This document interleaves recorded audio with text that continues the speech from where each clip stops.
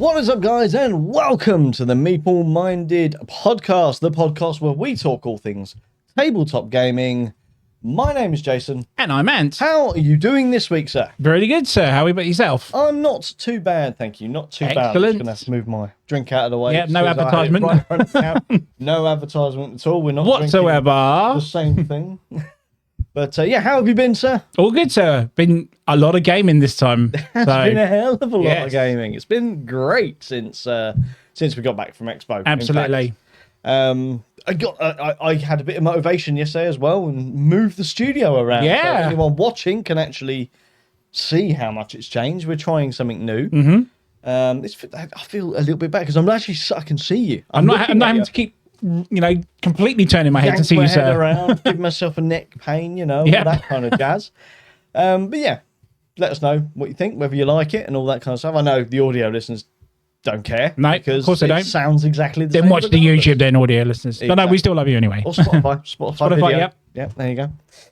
But yes, we have been playing a lot of games recently. So would you like to talk about maybe a couple of games we've been playing recently? Sure. The first one I really thought wasn't going to be good, but was good, was Timber Town. Okay, yes. I really enjoyed Timber Town. Okay, nice. I mean, that's a nice introduction and slide into our It is, two-player yes. theme later on. Of course. Okay, we'll talk to me about Timber Town. But didn't make the list, though. So Okay, fair enough. Timber Town.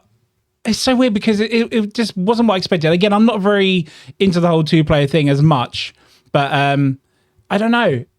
I knew a little bit about it, but it was just better than what I anticipated. It's quite easy to play, quite easy to follow, and once you get the flow going and know how your placement tile goes, it's actually quite infuriating. Like, do you remember when I said at the start, I feel like for this sort of game, you need a bigger player board? Yes. And it actually was fair enough player board, to be honest, to what it was and how you did it. And infuriating, but brilliant. Absolutely brilliant. Yeah. No, that's good. I'm really glad you enjoyed that because obviously that was one of my Expo purchases. It was, yes. Was very, very happy to actually pick that game up. And I was interested in that before we even went. Yes. To Expo. It was one of the hot games for that UKG, wasn't it? Yes. Yeah. I don't think it was like the hottest of the hot. No, but it was in that list of the hot list. Fate and Fellowship and stuff like that. Yes, exactly, there. yeah. But yeah, Timber Town was one of the quite go-to heavily ones. Promoted prior to it. And because you could pre-order it, Yeah. you then pick up at the show, it was one of those that I was like, well, I pre-ordered it. I didn't need to rush and get it. I didn't pick it up until the Sunday. I love when they do that, though. It's such a great idea. It's so good. And I don't understand why they don't do it more often. At least then, it gives them a rough idea of how many copies they need to bring. Yeah, absolutely. It's like, Absolutely. well, we've pre-sold this many. Well, we better have some more to sell as well. So yeah, I kind of hope more people do that. But yeah, Timber Town's a really, really good game.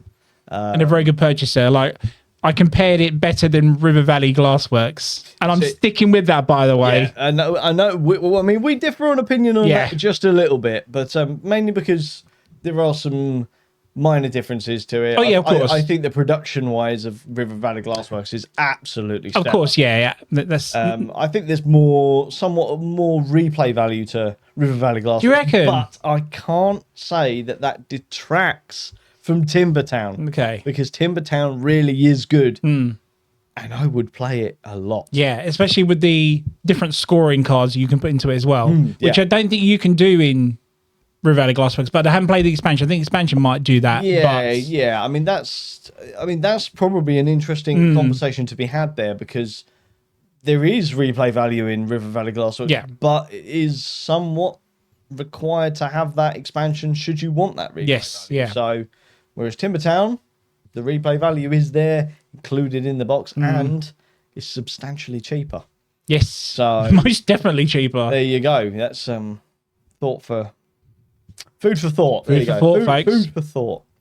But yeah, is there anything else you want to say about Timber Town before? No, that's it. Okay, cool. Good purchase, sir. So I've been playing so much recently. Yeah, go for it. So much, and to pick which ones I want to talk about on this one. A few moments later. So we've played another game recently, and it's a game I've wanted to play for a long time. Okay. A very, very long time. And designer Mr. Roy Cannaday of Dice Tower fame, which is, of course, Last Light. Oh, yes. Which is Grey Fox Games. Your game, Grey Fox Games. Apart from my terrible explanation of the rules and stuff, I I love Last Light. Yep. It's only the second time I played it, but I remember seeing this at Essen 2023. Yes, and you know, if you know what Last Light is, it's basically a massive galaxy board with what look like huge marbles for planets, and it's a very striking table presence to it. And I was just like, oh, this looks great, but it also looks very intimidating for a game, doesn't it? Oh, it does. Yeah. But how easy is it to play? Yeah. Seriously. So from what I guess the best way to describe it is it's a 4X game. Yeah. Without the longevity of a 4X game. Yeah. It's a very quick, punchy. Yeah. Once you've got the rules down. Yeah. And what the cards do exactly, because you all take your turn simultaneously as well, and yeah, like I say, everyone takes their turn in one, and it's the first to 20 light, you know, first that player wins. But yeah, I love the design of it. I love the minis for it, the cards, the alien different races you can get, the different mods you can get for your ships and stuff. Yeah. It was a game I wanted for years. It did come out 2024, I believe, and so Grey Fox had run out of copies, so they redid a Kickstarter for it, and this is how I got my copy for it at the end of the day. But I'm quite surprised that it was one you wanted. I never knew you wanted to play it, so very intrigued that I've been interested in it since I first heard about it, and I really liked the idea of it. Yeah. I will be honest and say when I first saw it, I was like, oh, yeah, this looks like this is going to be a slog. Yeah. But then of course it's about 60 minutes playtime. Yeah. Like, okay, I can. If we go back to it next time, it will be that anyway. is Yeah. 100% the sort of level that I like to play. And there was a decent amount of thought process to it. Getting around the sort of Lazy Susan-esque type of the board where it rotates around. Yeah, I love because like I said, you have to play cards to do your actions in it, but then in order to get your cards back, you all need to play, you need to play a refresh card to get your cards back. But when everyone does it, the board rotates. Yeah. So when you think your ship is in play for a certain thing you can do next play, or actually it's here now. You're a quarter away around the board. And you're probably in some of a dangerous territory where you can move your ship and start attacking me. So I just love the idea to it. It's again, simplicity of a Lazy Susan, but so effective for what your next turn's going to be, you know? So, and there was 3 of us playing the game. It was, and what I really enjoyed was seeing multiple different play styles on the go. You know, I managed to smash out my tiny little ships really quickly. Well, your alien ability was like if you can kill it, just pay a resource and get it back straight away. And I was just like, it just goes back to the start. I don't very OP ability, but great. But then one of the first upgrades I got for my small ships was obviously the supersonic. So you can move more. I was literally I built all of my small ships and straight into the center of the board, and it's like, right, well, that's 2 every time we read. And the problem is the other 2 players, including myself, wasn't even thinking of that. We were too busy trying to mine and extract other planets, where it was like, no, he's gone in there and he's gaining 5 light every time we refresh. So I literally I spent the entire first turn, I moved out slightly. I put down these sort of, was it like the excavators or whatever they call them? Extractors and stuff. Extractors. So that I could use the mine card, which would give me all of the resources I need to be able to buy my ships back. Yeah. Should they die? Exactly. Which was like, well, that's all the stuff I need. Good planning, mate. Honestly, I don't need to go to these other planets that these guys are fighting for. I can just fly into the middle with my super fast ships, sit there, wait to be killed, spend the tiny amount of resources that I needed to get them back, and then do it again. Yeah, it would take me a couple of turns to get back to the middle. But in all fairness, because you were like, I believe I was like 7 lights, John had 10 light, you was on 3, and how all of a sudden in the next 2 rotations of the board, you were like, I've done 20 now, game over. Yeah, and I was like, that's insane. So but I'm glad you enjoyed it, because I was always worried that my explanation of the rules was a bit there, because it was only the second time playing it. Yeah. So.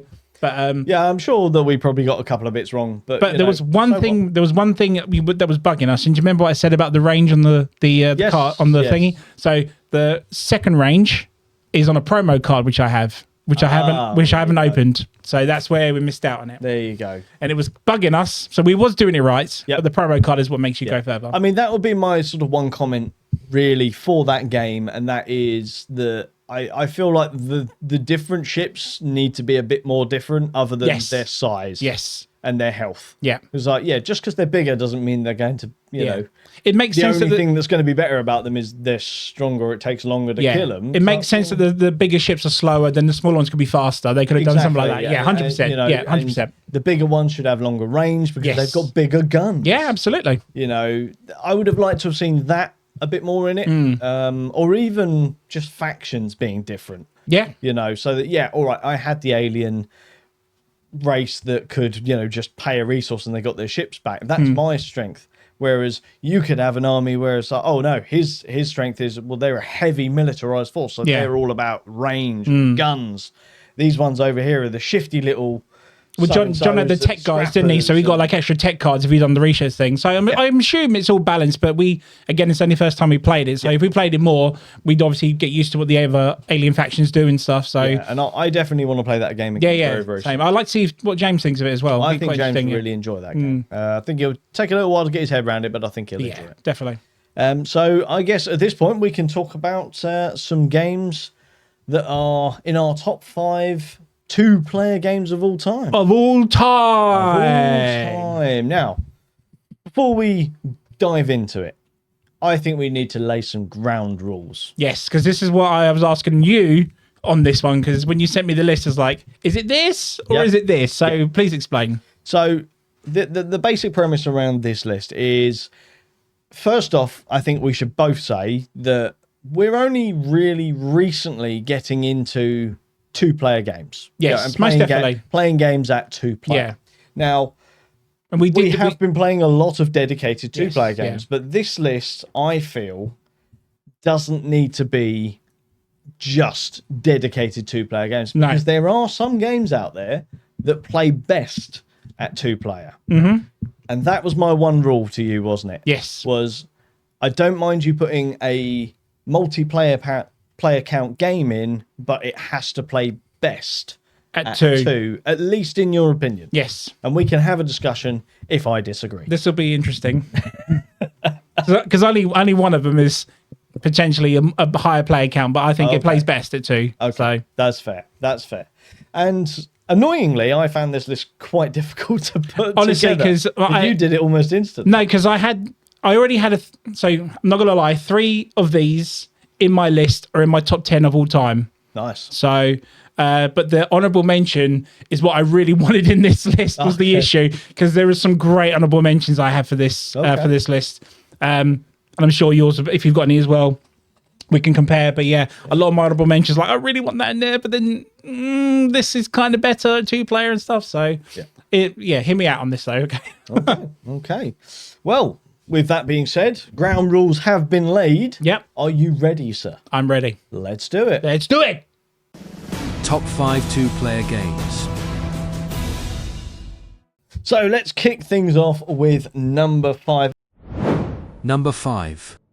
So my number 5 is the great pocket-sized 2-player game Radlands. Okay, nice. Grab me some gasoline and pay it by water, sir. I love me some Radlands. Okay, yeah. This was a game I did own for a long time. I owned like the deluxe edition with the 2-player mats and stuff. Yeah. But I absolutely love this. I'm a big fan of Mad Max itself, and what better way to do this than with an actual 2-player card game. And the little tokens you get with the water and stuff. So you're basically, every time you have a turn, you place a mercenary into the board, and the aim of the game is to defeat the other players' 3 camps, I believe. They got 3 camps each. I think it's 3, yeah. Yep. So you're trying to basically use these mercenaries to blow up parts of it. But in order to get these people onto your board is by paying water. So do you spend a turn to gain water so you can bring a bigger person onto the board next time? You can pay for raids, which is essentially a card, but it's a little car. A card with a car on it with your raiders on it that go round the map and take the other player from behind. Genius design, beautiful artwork. The colors on it are outstanding. I mean, it's a very striking game. Yeah, for a game that's all about post-apocalyptic Mad Max looking type world, which you would think is very brown, very beige and all that. The neon colors in this are just fantastic. And if you can ever get hold of the deluxe edition, the play mats on it are phenomenal. And I highly recommend it for a game like this. You don't have to. The box is very, on its own small enough that you could take to a pub or a bar or something and play it. But if you really want to present this game, then get the deluxe edition because it is highly worth it. And I just absolutely love this as a 2-player game. I wish I still had it in my collection, but at the time I had it, I wasn't really playing 2-player games, even though I wanted to. Consider rebuying it, but Radlands had to be on the list. I've not played the expansion. I would love to play it, but yeah. Nice. Radlands. So I will say at this point, Radlands is actually on my honourable mention. Is it on your mention? Okay, fair enough. Now, I haven't played this anywhere near as much as you. Okay. Because the only person I knew that had it was indeed yourself. Yeah. So we played it. I think we did play a couple of times, didn't we? Yeah, we did. And I really, really enjoyed that game. Yeah. When you actually sold it, it was one of those games that I really wish I'd taken it off. Yeah, I'm considering getting it again because we're back to playing 2-player games, aren't we? So I might consider getting it again. And I'm rather enjoying the intimate nature of playing 2-player games. Yes, totally. And Radlands does actually really embody that intimate nature of the game because it is quite a... Well, it's a take that game, right? Yeah, 100%. It's 100% to take that game, but there's a surprising amount of strategy in that game. There is actually. Because it is literally playing cards and doing what it says on the cards.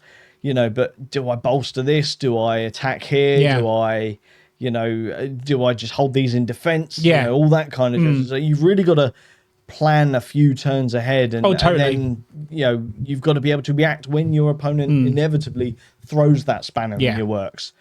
And like I said, Radlands just has that all in abundance, and for such a small little box. Yeah, absolutely. Well. I mean, it is a cards and tokens. That's literally what it is. Cards and tokens in a tiny little box, and it's fantastic. Like you said, the production on it is absolutely stellar. Yeah. I've only played the deluxe though, so I can't comment for what a retail version might be. It's the retail version's only like 20 quid. The normal one, yeah. But the deluxe edition is literally the retail game without the playmats. Okay, so you playmats. And nice little thing, obviously, because you pay with water in this game, all the cards in the game are water resistant, which I think is a nice little touch as well. So if you ever go to the pub and play it and you spill on it, doesn't matter, you're all good. Go and play it in the rain. Absolutely, yeah. There you go. So top 5 games that you can play in the rain. You can play in the rain, definitely. We're painting that. That's got it. Yeah. Taking that, guys. But Radlands, really, really good choice. Thank you, mate.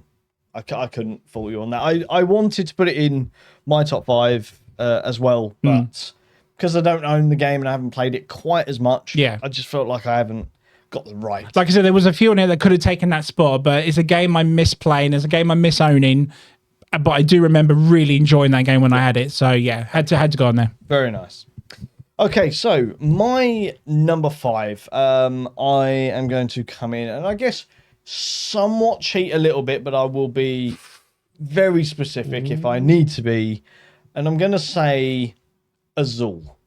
Now, Dual or original? I'm not talking about Dual. The I'm original. talking about the original. Okay. So Dual's in my honourable. Now, I really love Azul Dual. I'm just going to say that up front. I've still got it. I still play it. Yeah. I would happy, if you wanted to play it right. I quite enjoyed it. I'd smash it out the toe. No problem with that whatsoever. The thing is, Azul Dual rekindled my love of Azul. Yeah. And what that's done is made me want to play the Okay. over the dual version. Yeah, I think you said this in the top 5 comfort games or something, wasn't it? You mentioned it on there. So, and this is something similar because Azul Dual, it is a very thinky, brain-burny game, and I can make it that way should I wish. But do you know what? I think Azul plays best at 2. Now, I know there's people that will fight me on this, but for me, the original Azul 100% plays best at 2. I wouldn't say that so much for the later versions of the game, Stained Glass and Summer Pavilion, of that. Definitely, I think higher player counts than that. But the original is a 2-player game born and bred, which is why I think Dual worked so well, because it is more based on that original version, while just adding in just a sprinkling of the later games. But I love Azul. It has great production. Probably the best production out of all of the Azul games is the original.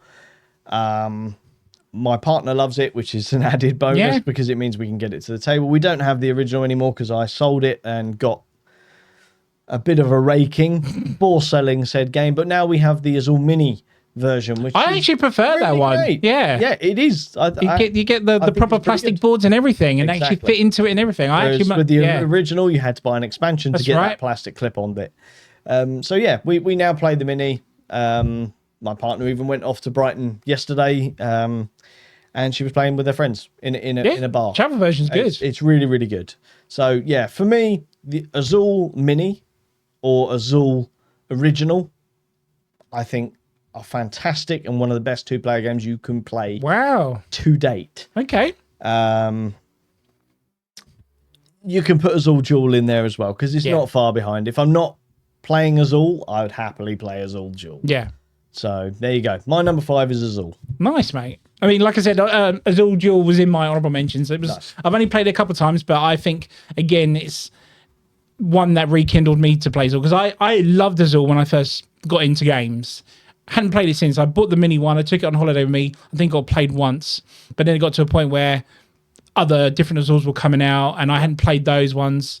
So it's a nice pick, mate. Honestly, it's Number 4. Now, I'm not sure how you're going to go on this. Okay. But this will be interesting because it is a game that goes up to 4, but I personally think it is better at 2. And there are boxes versions of 2-player versions of this game. Okay. So my number 4 is Unmatched. Oh, okay. Yep. So, interesting. Again, you might go against me on this because it can go up to 3 or 4 players, but I think it's better at 2. And I do love the fact that Unmatched or Restoration Games that produce this game do 2-player sets versions of this game. Yes. Like the Jurassic Park ones, for example, which is how I got into Unmatched and stuff. But I do love the fact that this is one where it's like we've had times where we've played a few games and then we're like, well, what can we play to 2-player? Oh. And then Unmatched. And then you grab your big box of all the characters and like, okay, I'll be this guy and this guy. You grab a random map from whatever and you just go at it. Yep. Even if it's a map built for 4 players, you can still do it at 2 players. And that's what I love about Unmatched. It's just the fact that you can do it straight away. You don't have to worry about it needs to be 3 or 4 players. Even if it's a box set for 4 players, you can still play it at 2 players. Your characters, your cards. This is a game I've loved for years and still adore to this day. But for me, I just love the simplicity that, yes, you can just play it at 2 players, considering how easy it is to set up and go. And I love the fact that they still produce 2-player box versions of these games as well, because we've had bigger box versions of it recently and 3-player box versions, but the fact they still do 2 is fantastic. And I, can't thank them enough for still doing that. Yep. But yeah, Unmatched. Okay, so Unmatched, obviously Restoration Games. Yes. Originally was as like a collaboration with Mondo. That's right, yes. As well, however, I believe the later versions or indeed the new one that's coming out in a few months, Mondo have seemingly dropped out, so it's just Restoration now. But yeah, Unmatched is a fantastic game system. And yeah, like you say, it's just one of those games that is, we've had some really good times this evening. Some of the party has decided to leave. I'm not quite ready to call it a night just yet. There's 2 of us. Like, what do we? Yeah, like you say, light bulb, Unmatched. That's it. And especially when you haven't played it in ages as well, and you just think to yourself, let's go back to it because you don't need to remember the rules or anything. No. The cards are there to tell you if you have forgotten anyway. It's got 3 things. Absolutely. 3 things you can do. And it's such replay value. I mean, granted, if you add up the cost of buying in all the different sets, yes, it's a very expensive game to get that replay value. But, they're timeless. Yeah. Right? I don't personally buy into the IP stuff. Yes. Other than Jurassic Park, and that's because I absolutely love Jurassic Park. But yeah, like the Marvel ones, not interested. No. I mean, there's the Bruce Lee one that's coming out. Or a reprint of the original Bruce Lee one or whatever it is. Maybe. Not really too sure. But the Buffy one and what's the other one they did? It was another one. I can't remember now. But yeah, okay. I get what you're saying. Yeah, The Witcher. Yes. They got The Witcher. I was intrigued by it, but I was like, no. So I tend to stick with the mythical creatures that are in it and story characters, kind of stuff like that. And I just think the replay value of it, and it's just a cool idea, the cool concept of, I fancy having a fight. Who am I going to be? I don't know. Sherlock Holmes. Who do you want to be? You want to be Alice in Wonderland. Yeah, that sounds like a match made in heaven. Utterly stupid, but when you see these characters and the abilities they can do and stuff, it's absolutely crazy. Like, just think of the 2-player boxes, which is Little Red Riding Hood versus Bigfoot. Yeah. It's like, Why? But you're so intrigued to do it, and it just Beowulf versus Robin Hood or whatever. It's and it's amazing because just taking that box, for example, the Robin Hood Bigfoot one is they are. The clues in the title, they're two very unmatched characters. Yep. However, they are so well balanced. If Little Red Riding Hood gets caught by a Bigfoot, she's going to take a clobbering. Yeah. If she manages to stay away, however, Bigfoot's going to struggle because she has her own abilities. Absolutely. That is going to be wearing him down very quickly. And it was always the thing with the T-Rex, wasn't it? Yes. Yeah. How do you beat a T-Rex? You keep running away and wait for it to wear its cards out. Yeah. You know what I mean? It's exactly how it would have been in real life. Granted, outrunning a T-Rex doesn't sound like it's going to be all that easy. No. But that's how you're going to be doing it. And, there's so much learning in that game. It's I got to try and remember how this character works. And, I remember that character being stupidly OP, so I'm going to play it and then get completely decimated by someone playing as Sinbad. It's like, why? Why did that happen? Well, the cards didn't come. So there's a luck element. Absolutely, yeah. It's a fantastic game. Absolutely. It's all about when the cards come out, because you might have a good run first time, but then it might be totally different the second time. It's perfectly balanced, but luck of the draw with the cards. Now, I do, obviously, the game can go up to 4 players. It can, yeah. Now, that to me is a 2-player game. It's not a 4-player game, You play with the house rules of all v all in a higher play count game. It's not very good. Well, don't like it as much. In the original rules for our match, which was like the earlier box set, like Volume 1 and stuff, if it was 4 players, it was actually meant to be team versus team, which is 2v2. Yeah, so it's still essentially a 2-player game. There you go. Yeah, like I said, the sort of, I think they started as house rules, but then they sort of incorporated. They changed it up in the end, where you all v all, it's not as fun. No. I don't like that. It is a 2-player game, no matter which way you look at it, and it's a fantastic 2-player game. In fact, do you remember when you first played it, there was yourself, Paul, and James? Yes. And we actually had two player sets. We did, because we had to try it out with that first, and then we were like, "Oh, I'm out already." So me and James just got another set out and just tried again. There we go. We'll just do this. The simplicity of it is great, and if you've still not played our match, we both highly recommend 100%. It. 100%. So that is a absolutely stellar. I'm glad you agree on that one. Yeah. But I do have one final question before we move on to mine with regards to that. Is yours on match? Favorite character? Achilles. Okay. Very nice. Yours? Oh, it's a tough one. I Sherlock. I like playing the Invisible Man. Oh, really? Oh, yeah, really, good shout. Yeah, good shout. I love playing the Invisible Man. Yeah, good shout. So good choice, sir. Good choice. So we'll move on now to my number 4. Now, again, this game is a game that can be played at multiple player counts, but I will say that I think this plays best at 2 or somewhat solo as well. What? But it's Project L. Oh, okay. Now... 2... What? Yeah. Last time I played it was 2-player. It was at 2-player, Right. Now, I don't inherently have an issue with Project L at a higher player count. It's the type of game where... What's the highest it goes to? I think it's 4. Oh, you said 4, didn't you? But because you've got that open drafting of the tiles, I just feel like a higher player count, you've got your pieces in front of you, you've just had your turn, you've had your turn. Yeah. And it's gone to the third player, and there's a tile there that would be really good for me, and chances are it's gone by the time it gets back to you, and that happens more often than it doesn't happen. Whereas in a 2-player game, there's a bit more strategy, there's a bit more taking note of what your opponent's doing. Okay. Because it's like, you've taken that one, and it's revealed that tile. Oh, hang on a minute.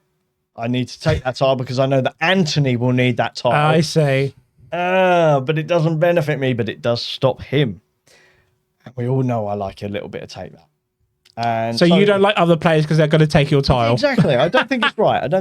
But no, I just feel like a game like that, it works best at 2 player. Yes, okay. Just purely because you do have that more intimate nature of a game like that. And it's like, I am taking note of what's on my board. However, I can clearly see what's going on the other side of the table, which therefore gets me a bit more strategically thinking as opposed to, I'll take that because I can easily do it. Okay. Whereas, I might sort of think, I can't do it right now. Anthony can, but I can do it as a combination of this turn, and I'll complete it as my first action on the next turn. Yeah. So it's worth it because it's going to get me 4 points. It's going to stop you from getting 4 points. Yeah, I see. I'll be honest, I've never played this at more than 2 players. So I can only go on your word on this one. But I can see where you're coming from. Yeah. So it's because you're focusing more on just the other player than other players. Exactly, yeah. And I think it's pretty common knowledge now. I quite like to assess the lay of the land with regards to everyone else at the table while I'm playing as well, because it just gives me a bit more to think about, which keeps my brain a bit more active, considering I don't use it the majority of my life.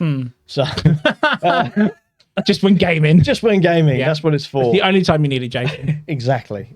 So yeah, Project L, I will say the game is fantastic at 4 players, 3 players, but it is 100%, in my opinion, best at 2 players.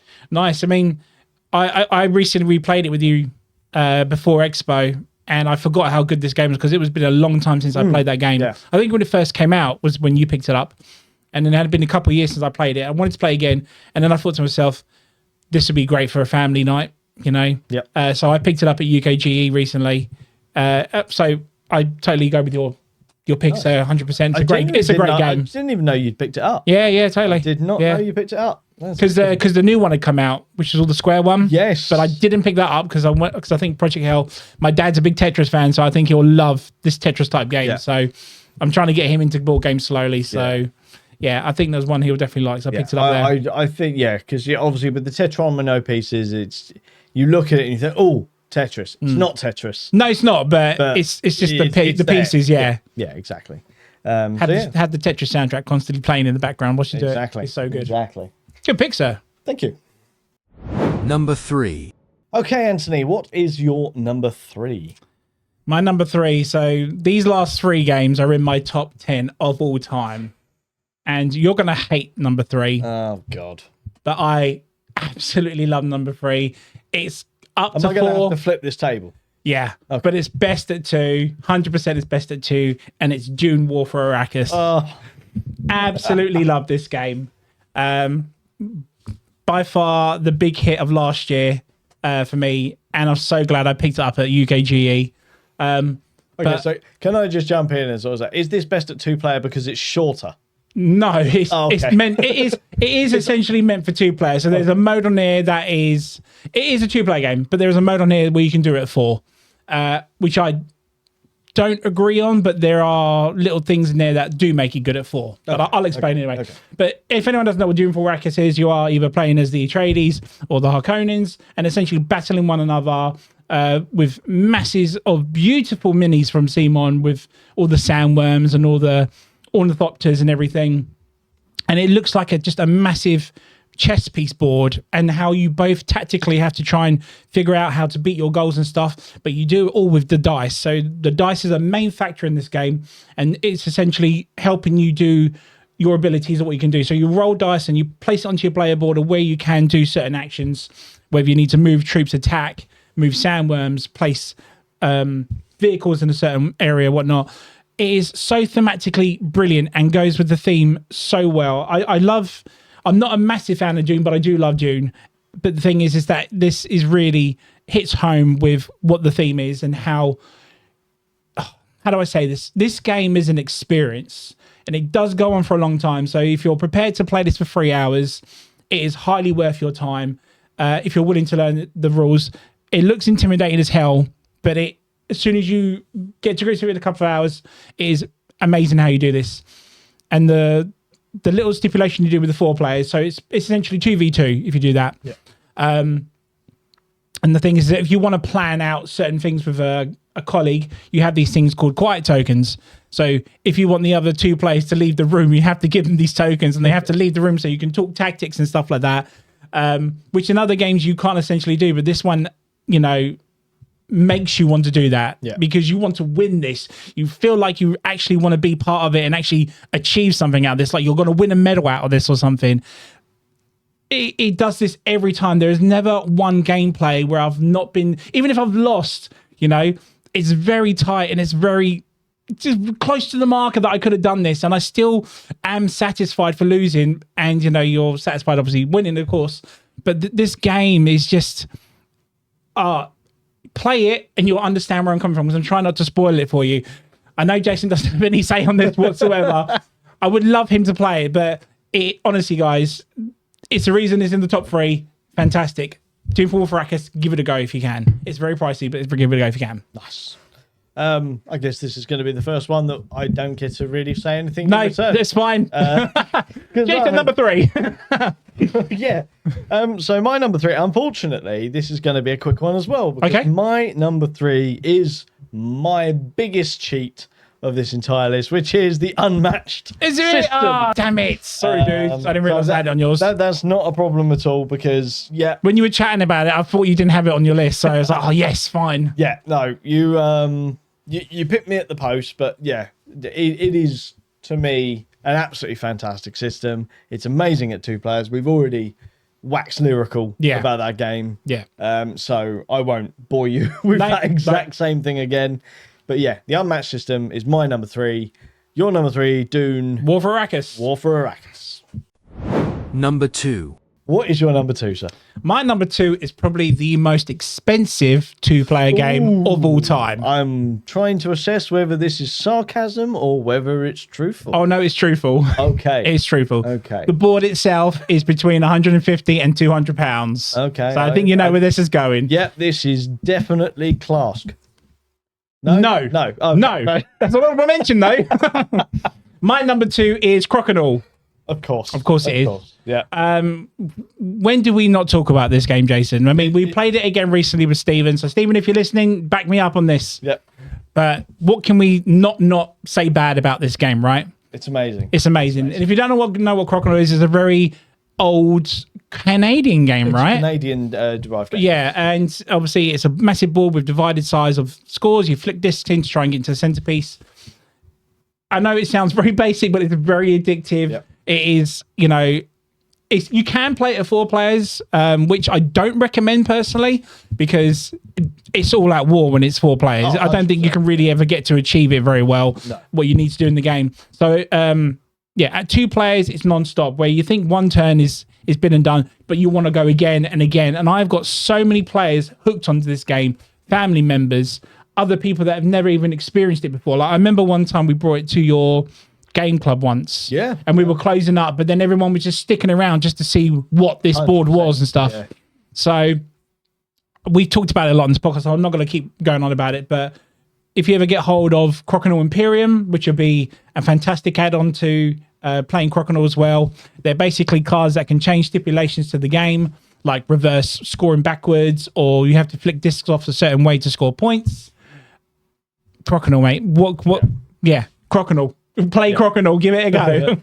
There's some really nice boards out there as well. Like the board is the cost, right? Because it's always a very expensive wood because obviously it is heavily waxed and shined, really, isn't it? Yeah, it's a very smooth surface in order to have the woods pieces sliding over is a lot. But I noticed a few pictures that have come out from Origins recently where you had the Star Wars themed one where like the whole center is the Death Star. I know. And it was like, oh, that looks so good. And just, oh my God. We had was it Meeplewood? Meeplewood, Meeple Blue. Which, they've got the one that I really want where the whole center is blue. Meeple Blue, yeah. And I'm like, oh God, I really need that. The red, the black, but you can customize what picture you want in there and stuff, like the logos in there or whatever. Yeah.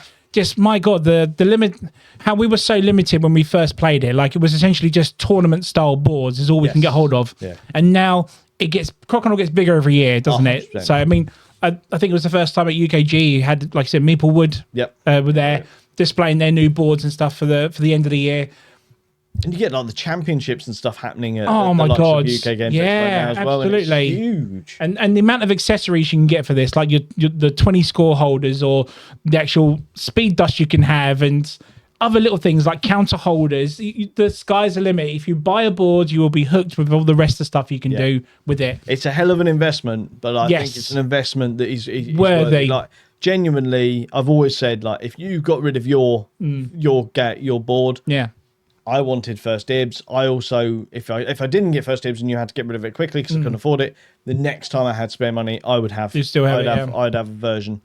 And I even nearly bought a board recently. Yeah. But it was like, do you know what? I genuinely can't afford it at the minute.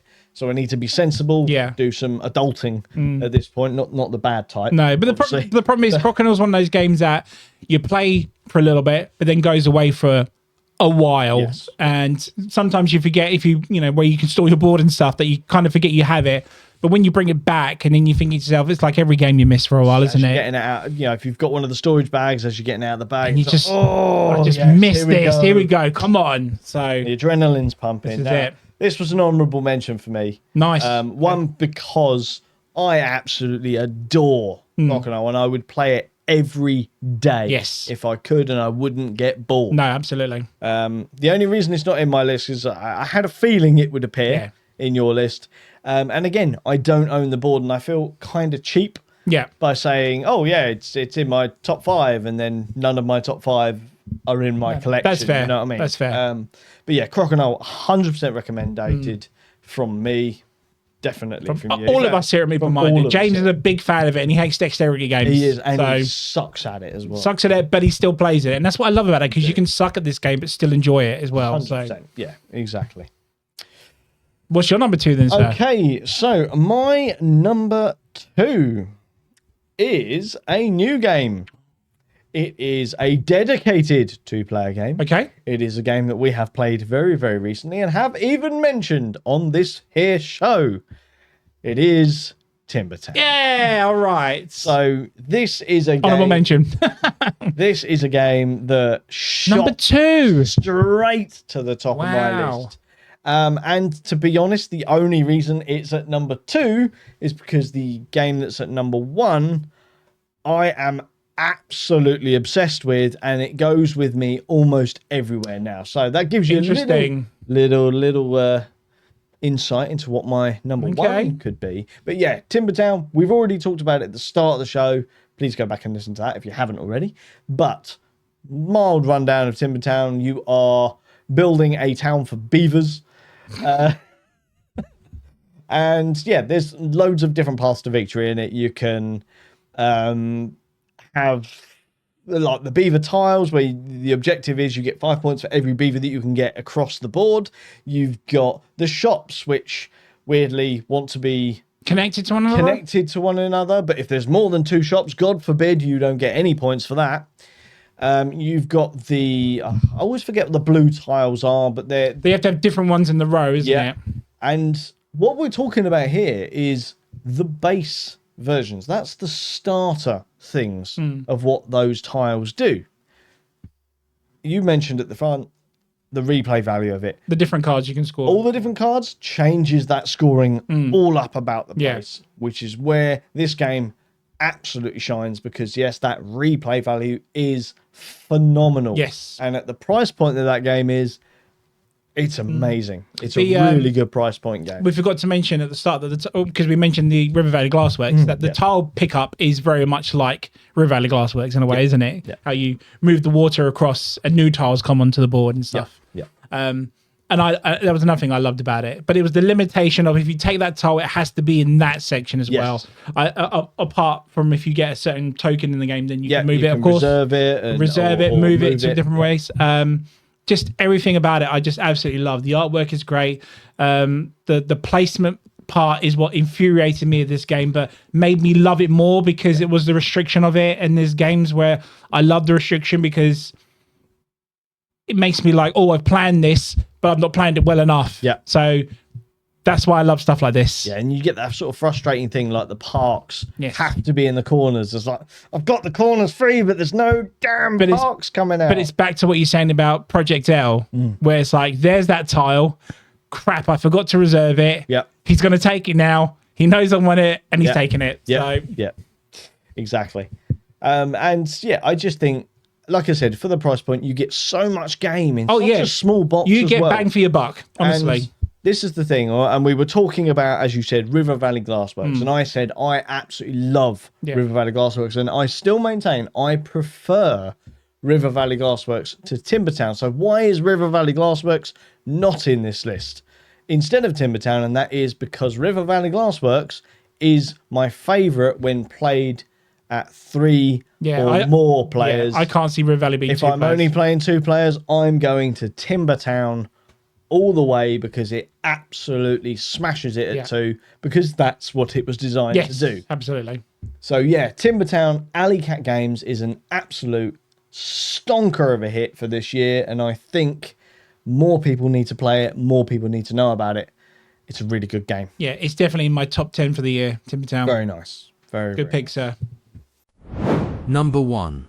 So my number 1 is in fact a 2-player game. Okay. And it is, and it's in my top 10 of all time, but it is my favorite 2-player game of all time. Okay. And I had this game for a while, played it for a while, sold it for a while, got it back recently at UKGE. My number 1 is Star Wars Rebellion. Very nice. I absolutely love this game. We've been playing a lot of Star Wars games recently, but this is my favorite Star Wars board game of all time as well. Apart, I still haven't played stuff like Legion and whatnot, but Star Wars Rebellion is just, it's done by the same people that did Dune War for Arrakis. Yep. But obviously this was out first. But this is the one that makes me feel like Star Wars, like it's a Star Wars game. Now, if anyone doesn't know what Star Wars Rebellion is, it's a 2-player game where one plays as the Empire, the other plays as the Rebels.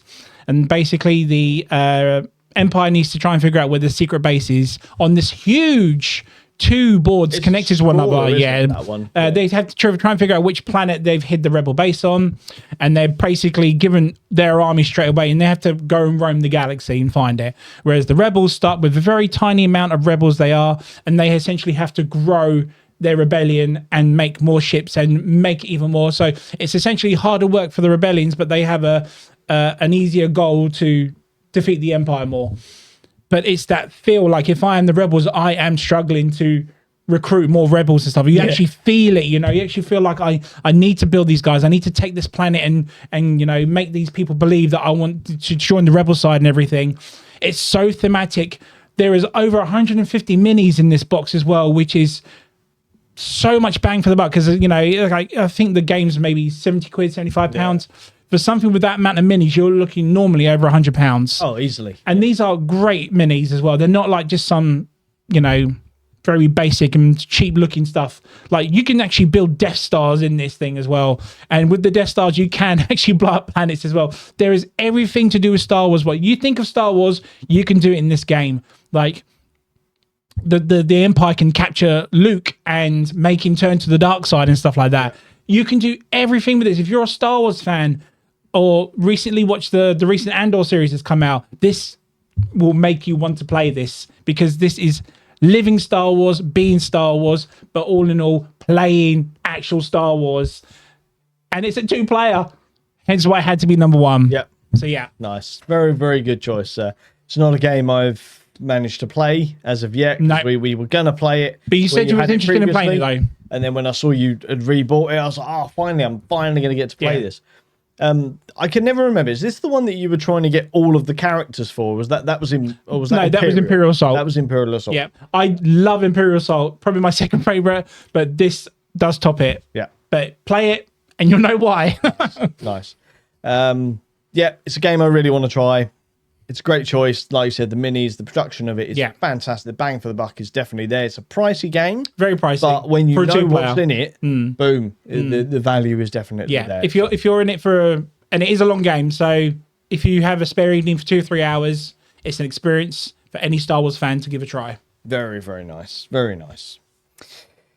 So, numero uno, sir. What beat Timber Town? This is another new game to me this year. It's not quite a new this year.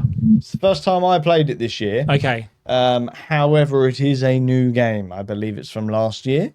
Okay. There is, or shall we say, there is due to be a new version of it later this year.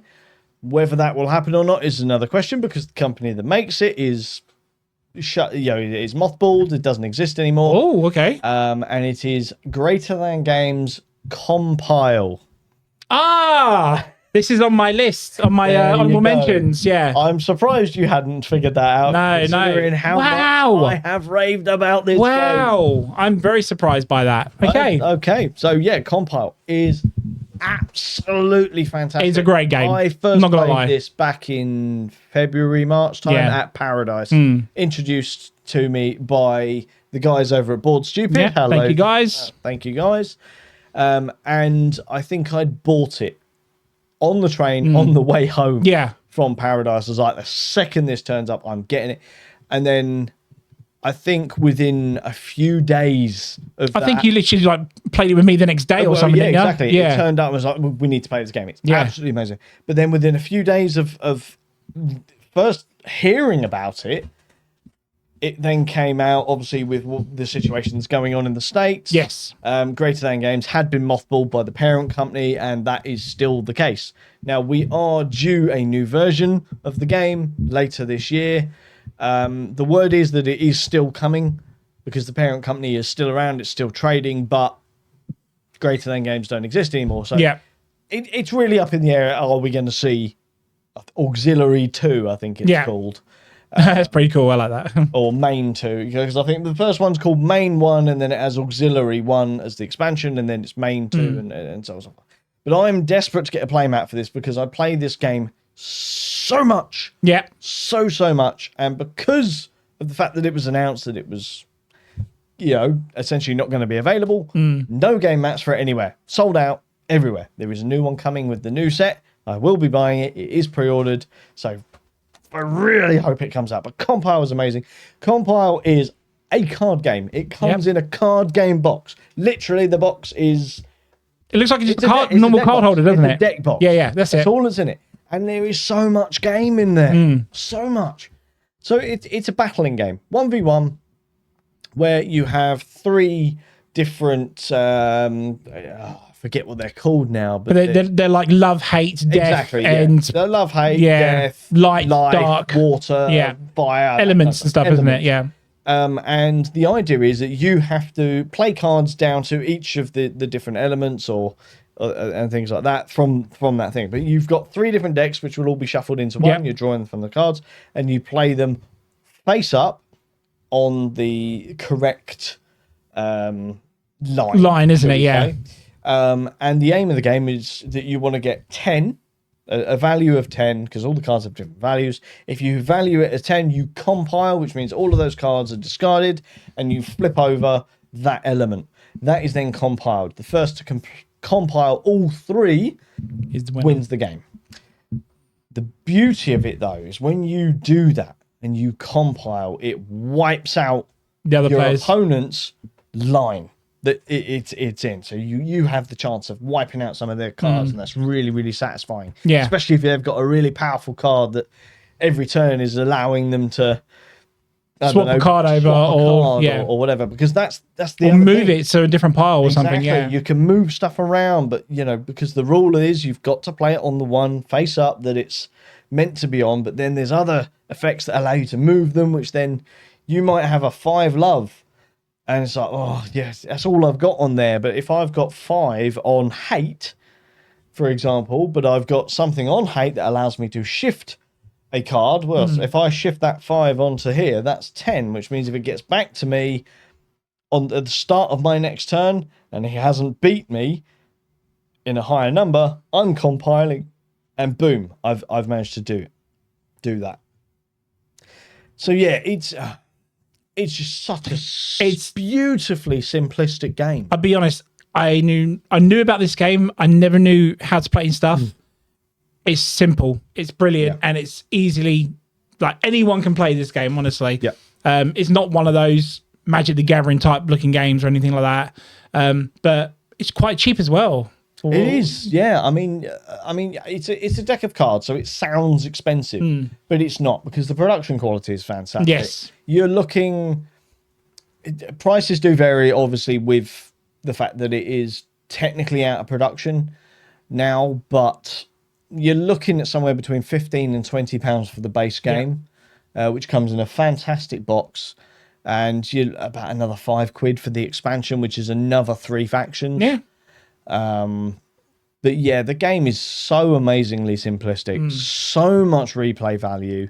And now that I've been playing the game, I mean, hands down, it is actually my most played game this year. Okay. Hands down, like head, shoulders, knees and toes above the closest competitor for how many times I've played it. As I'm playing it more, I'm learning more about the synergies between the different factions and things like that. It's like there is definitely a learning curve if you want there to be a learning curve. Yeah. If you don't want there to be a learning curve, you can 100% randomly pick factions at the start of the game, because I think there's 12 in the base game. There's a fair amount. I think there's 12 in the base game, and then the extra 3 takes you to 15. And you're picking 3 of those, but it's, again, you don't just go, I want that one, and that one. Because it's like, well, no, who's going first? That person gets to pick 2. Then so they get to pick 1, you get to pick 2, then they pick 2, and then you pick 1. So you might not be able to get those combinations that you want, because if someone picks them, tough love. But yeah, that is my number 1. It is an epic 2-player game. It is dirt cheap. Every penny's worth in that tiny little box. And as I said, that game comes with me almost everywhere I go, because it is such a small, compact box. I'm very surprised. It just sits in my bag all the time. Nice, mate. Very good pick. Thank you. Yeah, I highly, agree with that one. It's a game. It's not a game that I expected to be what it was, and I really do enjoy playing it all the time. So yeah, very good pick, sir. Yeah, this is probably, I haven't played it now for about 2 weeks. This is probably the longest I've gone without playing that game since I bought it, which is, a good few months now. Nice. So there you go. There you go. Top 5's done. You said you had some honourable mentions. I've got loads. We've pretty much covered all of mine as we've gone through these. Fair enough. Talk to me. Compile was one. Yep. Let's go through Star Wars Unlimited and Star Wars Destinies. Yes. Yeah, I didn't think about trading card games, but yep, they are 2-player. Arkham Horror, the card game. The original was 2-player. Yes. The new version can go up to 4, but the original was 2-player. I put in here OK Play Duo. Do you know about OK Play? I don't know this one. So OK Play is essentially, Connect 4? Yep. It's Connect 5, but with 2-player. Okay. And it's just tiny little pieces that you put onto a table or whatnot, and you just try and connect a 5 in a row, diagonal, orthogonal, but with the other player doing it. But if you both run out of pieces, then you need to try and move a piece on the outer side to try and connect and make 5. Very good, very tactical, brilliant fun. 7 Wonders Duel was another one. And Sky Team. Sky Team. Sky Team. I'd forgotten about Sky Team. Adding that into my honorable mention. Sky Team, absolutely fantastic game.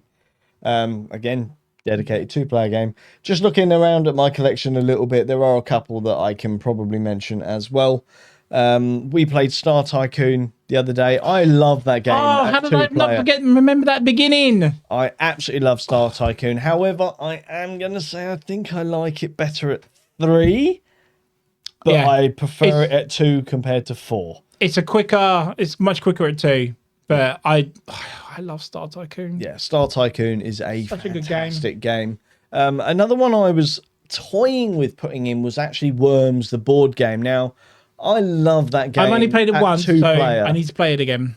but I prefer the chaotic nature of it at 4. Sure. So it is a good 2-player game, but it wasn't worthy of making the honourable mentions initially. But one that I definitely did want to mention, it's the only one I haven't talked about today, is Corridor.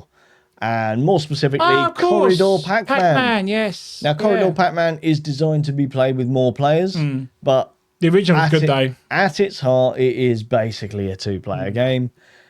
And I love it. I absolutely love it.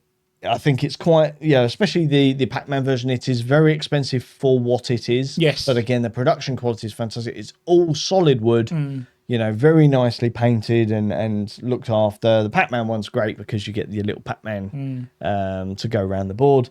Especially the XL version. Exactly. And we may know someone who's got that or will be having that. Want to swap for a crocodile board, Stephen? Let me know. Oh, don't know about that. That's a tough call, that one. That's a tough call. But yes, we have to ask the question, don't we, Anthony? What do you guys think? What are your favourite 2-player games? And do you think that we were wrong to include games that can be played at a higher player count. I have no problem if you think that we were wrong. Let us know. Obviously, yeah, because you're going to have picks that we didn't put into there. So leave a comment below and let us know your picks or some recommendations as well for us. Indeed. So obviously there is going to be one elephant in the room, the one that wins the 2-player awards every single year with a different version of seemingly the same game is, of course, Undaunted. Yeah, I have not played yes. any Undaunted, and I kind of don't really have the desire to. But I need someone to be committed to playing them with me. So obviously I would, because I believe there was one like an Undaunted Callisto that was like last year or something. So yeah, which was highly rated, but I don't know anyone that would bring that to the table or at least give it a go. So I mean, don't get me wrong. If you had a copy of it, I would probably give it a go. But it does not scream. That's the type issue. Of game Yes. that I'm going to be that infused about. Yeah. So yes. That is why there is no Undaunted mentioned in my list for sure, because I haven't played it. Same. Much the same as there's quite a few duo/duel games that I haven't played. You know, I own Living Forest Duel. I still haven't played it. And not to mention new ones that will be coming out later this year, course, like White Castle Duel and Flamecraft Flamecraft Duel, yep. There's loads more still to come yet, so hopefully they'll be in a new 2-player list sometime. Indeed, you might even get a revisit Redux, of this next year, where we look at our top 5s from this year and sort of go, do you know what? We can probably change that now and add this one in here and so on and so forth.